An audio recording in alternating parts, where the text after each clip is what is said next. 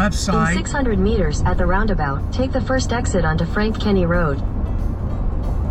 First exit at Frank Kenny, so it's around. Okay. Oh, I can't stay in this lane. Okay. So on the left side, they've got it all gated off. These are higher end houses, but you know there's kids. But on this side, there's nothing. But I see shovels in the farmer's field, because I can guarantee you then is, this is a new road. I've never heard of Frank Kenny Road. Exit the roundabout onto Frank Kenny Road. Continue on Frank Kenny Road for 6 kilometers. Okay. Yeah, that's all going to become Morning subdivision. The shovel's sitting there. Some farmer sold his place. His land. Bad. It's probably this guy over here who owned it. Probably made him rich. But less food for locals. Less local food. Still with some big cornfields here. This will all disappear in the next 20 years. No ifs, ands. Okay, well,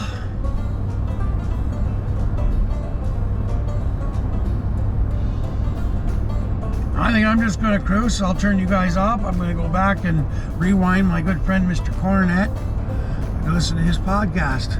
I don't know. It's going to be hard to rewind while I'm driving. God damn it. I hate when that happens. It's this stupid truck. It automatically starts my Spotify every time the Bluetooth hits, and I can't stop it. If you hear Jerm Cornet, he talks the very same way about these kinds of things. It's not that we have a problem with new things. It's just, let me operate the new things. I don't want anything else operating it for me. If I want that, I'll do it. But I don't want it. And I can't stop it. You can't scream at it. Even if it was an AI robot screaming at it, what's it going to do? Nothing. So, anyway. See, out here, this is one of the reasons I hate when we were doing logging here. All these farmer fields, you dig down, and it ain't far to dig down. It's all that gray, blue, shit-ass clay. No rock like out my way or sand. Just that. And I mean, this is all wide open, so this was obviously forested, who knows, 200 years ago or more. But you know, when we bring our equipment and we're tearing those trees out of this kind of fucking thing, I mean, as the one picture, I don't think I ever put it up, but it's up on Patreon. But I mean, our feller bunch here, you know, was sank down in the clay right up to the top of the cab. Well, folks, I have to tell you, that's a $150,000 unit, if not more. That don't happen in our end of the world. Granite, Canadian shield, and sand. You know, that's what we have out there. So this is why I get all upset when we're working out here. So when I was yelling and screaming at Jamie, it's like, and this guy is giving him a hard time. I said, why are we doing this? Like, we don't need this fucking guy. You know? We don't need him. Is that my old friend Arel Levesque? Did he move? No, I thought it was. Okay, I used to drive for a guy named Arel Levesque out here. Arel Levesque, because it was his cousin Marcel. I didn't drive for Marcel. Anyways, Arel was a really good guy. The trucks were always pieces of shit, and I would have never driven for him, but I ended up meeting him. And he was at a bar, and I had a beer, and with him. Or no, he came over. No, how did that go? I met him at a bar. It was just two guys talking at the bar. And he said, hey, I own a few dump trucks, blah, blah, blah. And I said, yeah, I'm driving for this guy, but he's kind of an idiot. No. Nice equipment, but he's an idiot. And he says, listen, I'm looking for a driver. He says, it's hour by the hour, which means you sit, they load you, you take your load on the other side or somewhere else, you come back. So you're spending all day, you know, it's really long and slow, I guess. And he said, my trucks aren't new. He says, you know, you never have to worry. They'll always be in operating condition. So well, there's the only Ford I've ever driven in my life. There we go, folks. I was trying to remember that. The only Ford I've ever driven was in 600 meters, turn left onto Colonial Road, Ottawa 28. Okay. Tomlinson's out here. Ford L9000. And it was a piece of shit. No AC. I don't know. It was probably 20 years old by the time I drove it. Turn left onto Colonial Road, Ottawa 28. So he was having trouble getting and keeping drivers and stuff. The difference with me, and I ended up going to him, is he offered me not bad money. And I said, okay, but it was him. He was such a nice guy. And I'm Continue like, for 20 kilometers. you know, because I was having that beer with him. And he was really easygoing with me, like we're talking. And so he says, well, come down to my yard. It was off a Trio at the time, just off the highway. And I was living in the city not far. And at the time with a girl. And so I went down and saw him. I saw the truck and my heart sank. I'm like, but it, you know, it wasn't like I was doing long distance, like ton-mile, like running up and down the city with gravel. Most of that truck's life spent time in fields, loading and moving shit from one end of the field to the other, or taking clay out of an area and bringing it to a, you know, a dump area somewhere away. So, and then maybe bringing a load back with you, but nothing, you know, like just running gravel to jobs all day. That's the one that a lot of guys prefer, and I do too. But saying all that, I decided to take the job. I worked in a place called Greens Creek in the east end of Ottawa here. And it was becoming a great big, huge septic, you know, thing to treat water for Ottawa and Orleans. So I worked on that whole project. Me and I don't know, a dozen other guys.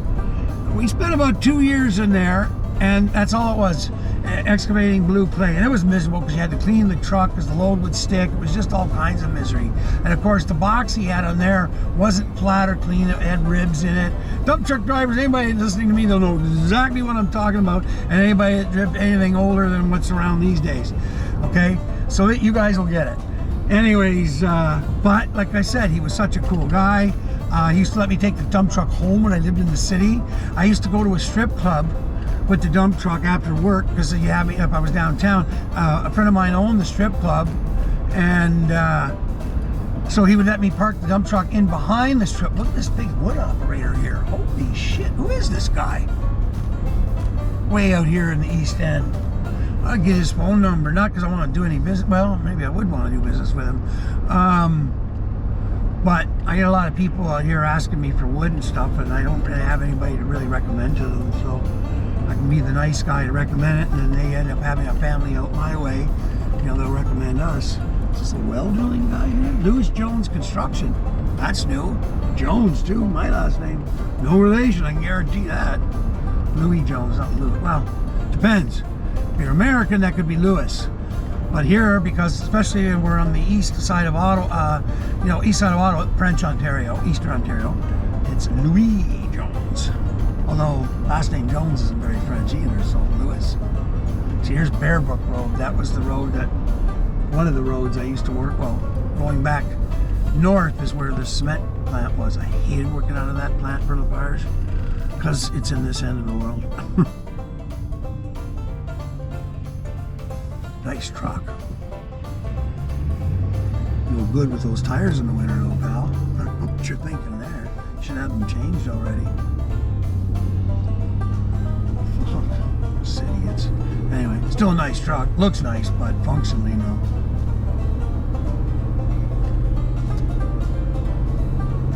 Oh, what are we coming into here? What is this?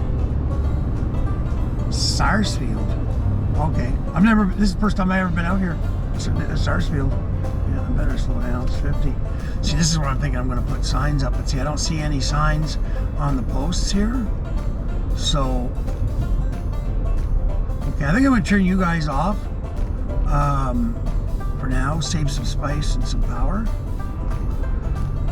But I'm going to start looking at posts, hydro posts or other posts to see if there's people that put signs up.